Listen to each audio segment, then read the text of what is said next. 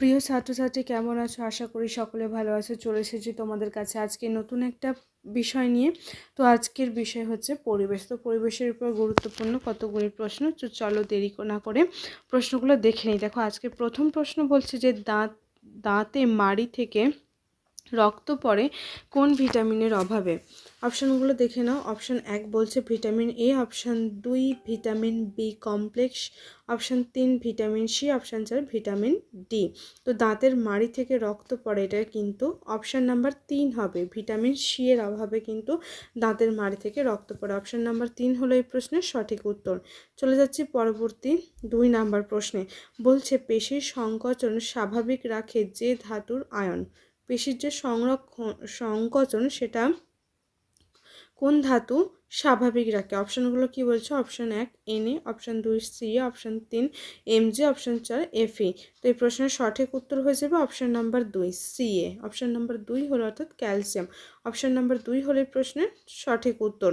চলে যাচ্ছি পরবর্তী 3 নাম্বার প্রশ্নে। বলছে খাদ্যের মধ্য থেকে কোন কার্বোহাইড্রেট আমরা হজম করতে পারি না? অপশান 1 সুক্রোজ, অপশান 2 শ্বেতসার, অপশান 3 সেলুলোজ, অপশান 4 হচ্ছে কোনোটিই নয়। তো খাদ্যের মধ্য থেকে আমরা যে কার্বোহাইড্রেটটা আমরা হজম করতে পারি না সেটা হলো option number 3 cellulose. Option number 3 হলো সেলুলোজ। চলে যাচ্ছি পরবর্তী 4 নাম্বার প্রশ্নে। বলছে একজন 70 কেজি মানুষের দেহে জলের পরিমাণ কত? অপশানগুলো কি বলেছে? Option 1 45 KG, option 2 30 KG, option 3 25 KG এবং অপশান 4 20 কেজি। বলছে একজন 70 কেজি মানুষ যদি হয় তাহলে তার দেহে জলের পরিমাণটা কত হবে? আর এটা সঠিক উত্তর হয়ে যাবে অপশান নাম্বার 1 45 কেজি। একজন 70 কেজি মানুষের দেহে জলের পরিমাণ হলো option number 1 45 KG. Option number 1 হলো এই প্রশ্নের সঠিক উত্তর। চলে যাচ্ছি পরবর্তী 5 নম্বর প্রশ্নে। বলছে খাদ্যের ফাইটোকেমিক্যাল বা উদ্ভিদের রাসায়নিক পদার্থ শরীরের যে উপকার করে কি কি অপশান দিয়েছে? অপশান 1 হজম শক্তি বাড়ায়, অপশান 2 ক্যান্সার রোগের বিরুদ্ধে প্রতিরোধ করে তোলে, অপশান 3 ভাইরাস সংক্রমণের বিরুদ্ধে প্রতিরোধ করে তোলে, অপশান 4 কোনোটিই নয়। তো খাদ্যের যে ফাইটোকেমিক্যাল বা উদ্ভিদের রাসায়নিক পদার্থ কি করে, কি উপকার করে? অপশান নাম্বার 2 ক্যান্সার রোগের বিরুদ্ধে প্রতিরোধ গড়ে তোলে। অপশান নাম্বার 2 হলো এই প্রশ্নের সঠিক উত্তর। চলে যাচ্ছি পরবর্তী 6 নাম্বার প্রশ্নে। বলছে কোনো বাচ্চার জিভে ও মুখে ঘা হয়েছে কোন ভিটামিনের হয়েছে বলে তা মনে করেন? তা কী বলেছে? Option 1 vitamin A, option 2 vitamin B complex, option 3 vitamin C এবং অপশান 4 ভিটামিন ডি। তো কোনো বাচ্চার জিভে বা মুখে ঘা হয়েছে তো কিসের অভাবে? এটা কিন্তু অপশান নাম্বার 2 ভিটামিন বি কমপ্লেক্সের অভাবে কিন্তু মুখে ও জিভে ঘা হয়। অপশান নাম্বার 2 হলো এই প্রশ্নের সঠিক উত্তর। চলে যাচ্ছি পরবর্তী 7 নাম্বার প্রশ্নে। বলছে ম্যারাসমাস রোগে আক্রান্ত কোনো রোগীকে নিচের কোন খাদ্য উপাদানকে বেশি দিতে হবে বলে আপনি মনে করেন? ম্যারাসমাস রোগে আক্রান্ত হয়েছে তো তাকে কি ধরনের খাবার দেওয়া যেতে পারে? অপশানগুলো দেখে নাও। অপশান 1 বলছে protein, option 2 carbohydrate, option 3 protein ও কার্বোহাইড্রেট এবং অপশান 4 কোনোটিই নয়। তো এই প্রশ্নের সঠিক উত্তর হয়ে যাবে অপশান নাম্বার 3। তো ম্যারাসমাস রোগে আক্রান্ত রোগীকে কিন্তু প্রোটিন ও কার্বোহাইড্রেট জাতীয় উভয় জাতীয় খাবারে কিন্তু দিতে হবে। অপশান নাম্বার 3 হলো এই প্রশ্নের সঠিক উত্তর। চলে যাচ্ছি পরবর্তী 8 নাম্বার প্রশ্নে। বলছে কোনো বাচ্চার সরু বাঁকা পা এবং এটা পেট ফোলা হলে কোন খাদ্য উপাদানের অভাবে হয়েছে বলে আপনি মনে করছেন? তো সরু পা এবং পা হাত মেরুদণ্ড যদি বেঁকে যায় বা পেট যদি ফুলে যায় তো সেই শিশুর কী রোগ হয়? রিকেট রোগ হয়। তো রিকেট রোগটা কোন ভিটামিনের অভাবে হয়? অপশানগুলো কী কী বলেছে? Option 1 iron, option 2 vitamin D, option 3 protein এবং অপশান 4 জিঙ্ক।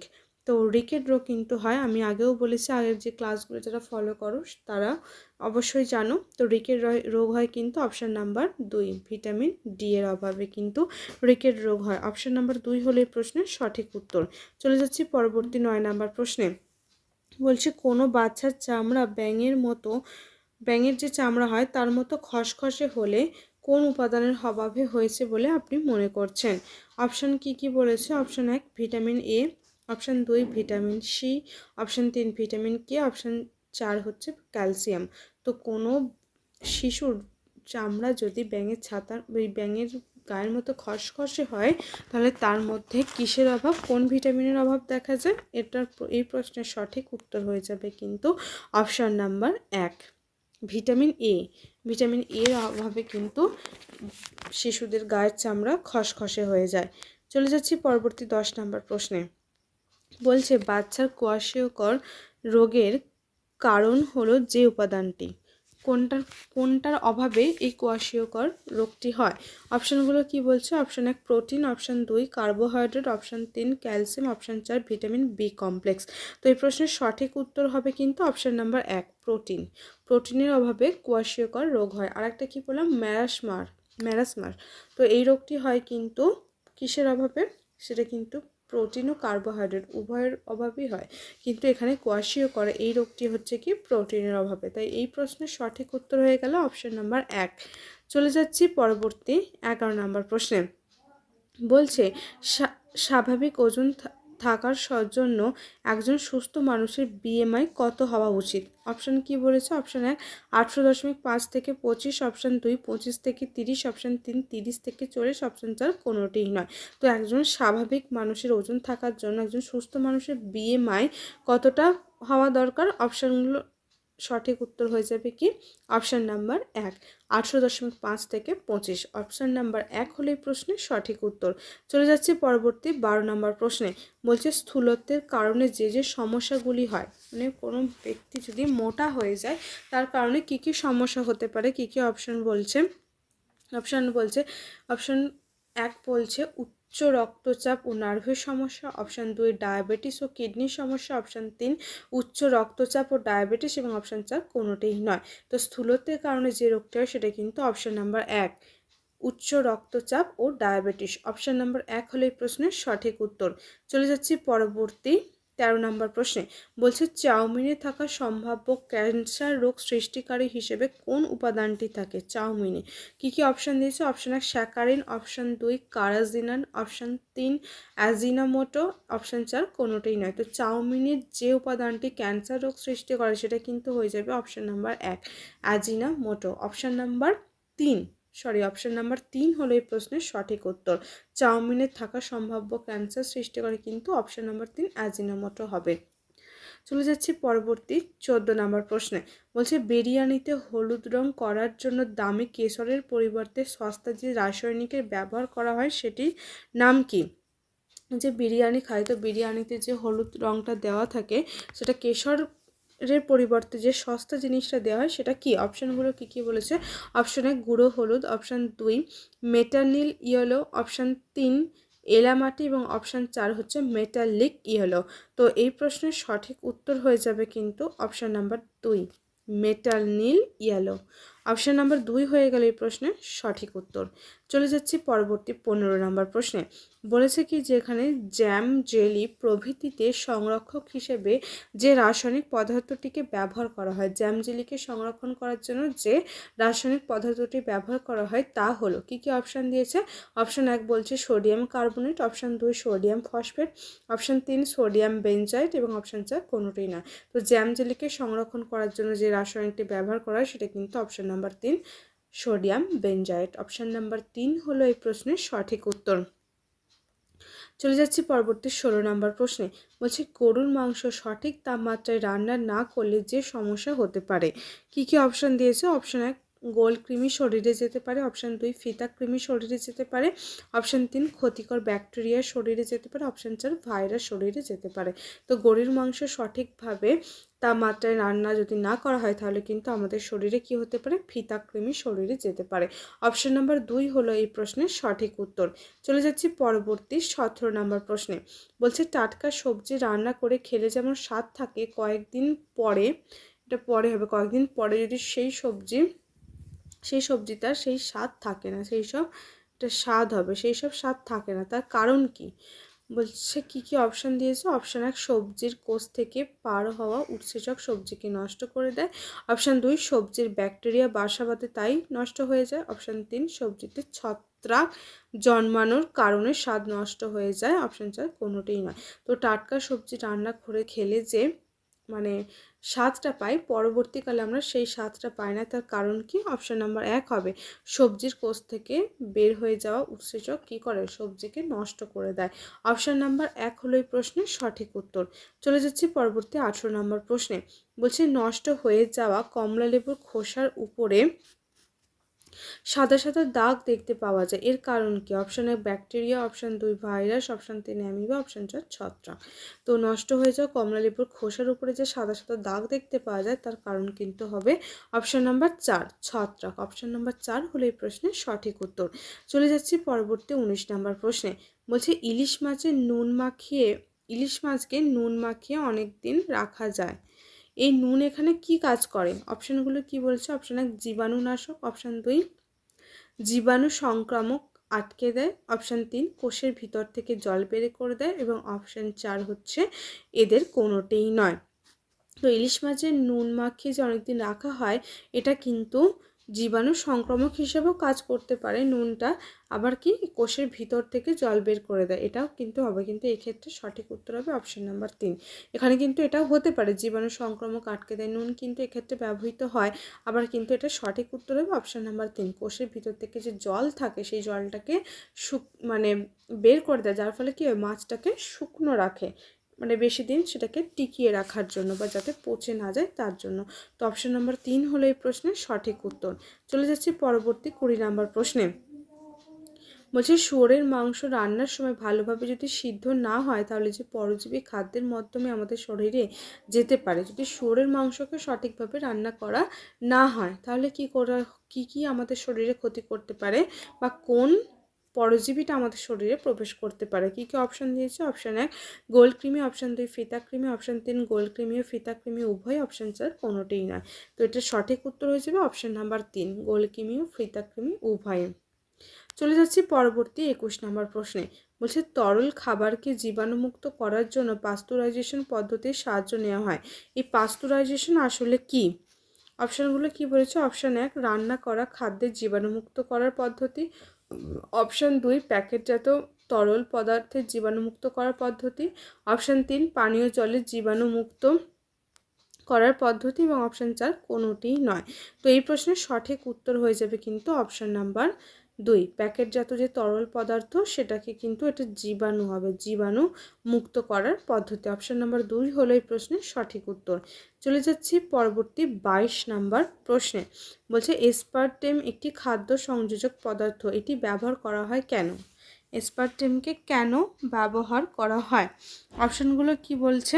এটি একটি ক্যালোরি মুক্ত, এটা মিষ্টকারক হবে, শুধু কারক আছে, এটা মিষ্টকারক হবে, এটি একটি ক্যালোরি মুক্ত মিষ্টকারক পদার্থ। অপশান 2 এটি খাদ্য সংরক্ষণ পদার্থ, অপশান 3 এটি একটি অ্যান্টিঅক্সিডেন্ট, এবং অপশান 4 এটি একটি ক্যালোরি যুক্ত মিষ্টিকারক পদার্থ।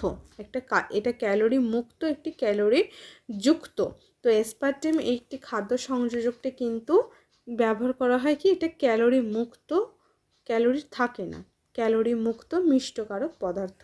অপশান নাম্বার 1 হলো এই প্রশ্নের সঠিক উত্তর। চলে যাচ্ছি পরবর্তী 23 নম্বর প্রশ্নে।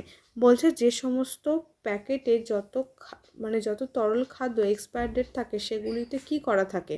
সেগুলিতে পাস্তুরাইজেশন করা থাকে না, অপশান 2 পাস্তুরাইজেশন করা থাকে, অপশান 3 সরকারি নিয়মের জন্য দিতে হয়, এবং অপশান 4 হচ্ছে কোনোটিই না।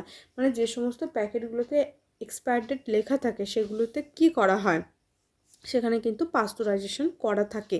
অপশান নাম্বার 2 হলো এই প্রশ্নের সঠিক উত্তর। যে সমস্ত খাবারের প্যাকেটে এক্সপায়ার ডেট করা থাকে সেখানে কিন্তু সেই সমস্ত প্যাকেটগুলো কিন্তু পাস্তুরাইজেশন করা হয়। অপশান নাম্বার 2 হলো এই প্রশ্নের সঠিক উত্তর। চলে যাচ্ছি পরবর্তী 24 নম্বর প্রশ্নে। বলছে এই যে পাস্তুরাইজেশন এই পদ্ধতিটির আবিষ্কার কে করেন? Option 1 Leeuwenhoek, option 2 Robert Koch, option 3 Watson Crick, option 4 Louis Pasteur. তো পাস্তুরাইজেশন পদ্ধতি করে কিন্তু অপশান নাম্বার 4 লুই পাস্তুর। চলে যাচ্ছি পরবর্তী 25 নম্বর প্রশ্নে। বলছে ড্রিপ পদ্ধতিতে জলসেচন হলো কী কী? অপশান দিয়েছে। অপশান 1 বলছে নালীর মাধ্যমে জলকে গাছের কাছে নিয়ে যাওয়া, অপশান 2 উপর থেকে বৃষ্টির মতো জলের ধারা গাছের উপর ফেলা, অপশান 3 মাটির নিচ থেকে যাওয়া পাইপের মধ্যে গাছের শিকড়ের কাছে জল দেয়, এবং অপশান 4 কোনোটিই নয়। তো ড্রিপ পদ্ধতিতে জলসেচন কিন্তু হয়ে যাবে অপশান নাম্বার 3 মাটির নিচ থেকে পাইপের মধ্য দিয়ে গাছের শিকড়ের কাছে জল দেওয়া। অপশন নাম্বার 3 হলো এই প্রশ্নের সঠিক উত্তর। চলে যাচ্ছি পরবর্তী 26 নম্বর প্রশ্নে। বলছে অজৈব রাসায়নিক সারের যে পুষ্টি উপাদানটি থাকে সেটি হলো কী কী বলেছে। Option 1 ZPK, option 2 KNP, option 3 BPN, option 4 ONB। তো রাসায়নিক সারে কিন্তু আমরা সকলেই জানি সেটা কি থাকে KNP, যেটা লেখা থাকে NPK। অপশন নাম্বার 2 হলো এই প্রশ্নের সঠিক উত্তর। চলে যাচ্ছি পরবর্তী 27 নম্বর প্রশ্নে। বলছে অজৈব সারের কোনো উপাদানের জন্য মাটিতে অম্লত্বের পরিমাণ বেড়ে যায়। অপশন 1 বলছে NH4 to SO4, option 2 NaNO3, option 3 NH4SO4 এবং অপশন 4 NaNO3। তো এর প্রশ্নের সঠিক উত্তর হয়ে যাবে অপশন নাম্বার 1। চলে যাচ্ছি পরবর্তী 28 নম্বর প্রশ্নে। বলছে বজ্রপাত ও তৎসহ বৃষ্টিপাতের ফলে মাটিতে কোন মৌল মেশে। কী কী অপশান দিয়েছে। Option 1 nitrogen, option 2 phosphorus, option 3 potassium, option 4 oxygen. তো এই প্রশ্নের সঠিক উত্তর হবে অপশান নাম্বার 1 নাইট্রোজেন। বজ্রপাত ও তৎসহ বৃষ্টিপাতের ফলে মাটিতে মেশে নাইট্রোজেন। অপশান নাম্বার 1 হলো এই প্রশ্নের সঠিক উত্তর। পরবর্তী প্রশ্নে বলছে নিচের কোনটি জৈব কীটনাশক। Option 1 DDT, option 2 malathion, option 3 BHC, option 4 হচ্ছে নিকোটিন। কি বলেছে এখানে কোনটি জৈব কীটনাশক। তো এই প্রশ্নের সঠিক উত্তর হয়ে যাবে অপশান নাম্বার 4 নিকোটিন হচ্ছে একটি জৈব কীটনাশক। চলে যাচ্ছে আজকের লাস্ট প্রশ্নে। বলছে DDT ব্যবহার নিষিদ্ধ কেন। কী কী অপশান দিয়েছে। অপশান 1 DDT চামড়ার ক্ষতি করে, অপশান 2 DDT উপকারী পতঙ্গকে মেরে ফেলে, অপশান 3 DDT হচ্ছে জৈব ভঙ্গুর নয় তাই এটি খাদ্য শৃঙ্খলে গিয়ে সমস্ত প্রাণীর ক্ষতি করে, এবং অপশান 4 কোনোটিই নয়। এই প্রশ্নের সঠিক উত্তর হবে অপশান নাম্বার 3 DDT জৈব ভঙ্গুর নয় তাই খাদ্য শৃঙ্খলে গিয়ে সমস্ত প্রাণীর ক্ষতি করে। তো ছাত্রছাত্রীরা এই ছিল আজকের প্রশ্ন। আশা করছি প্রশ্নগুলো তোমাদের খুবই উপকারে লাগবে। তো যদি ভিডিওটা ভালো লেগে থাকে তাহলে অবশ্যই কমেন্ট করে জানাও এবং একটি লাইক করে দিও। আর যারা এখনও পর্যন্ত আমার পালকুমার স্টাডি চ্যানেলটিকে সাবস্ক্রাইব করোনি তারা অবশ্যই আমার চ্যানেলটিকে সাবস্ক্রাইব করে আমার পাশে থেকো। সকলের সাথে দেখা হচ্ছে পরের কোনো ভিডিওতে। সকলে ভালো থেকো, সুস্থ থেকো, ধন্যবাদ।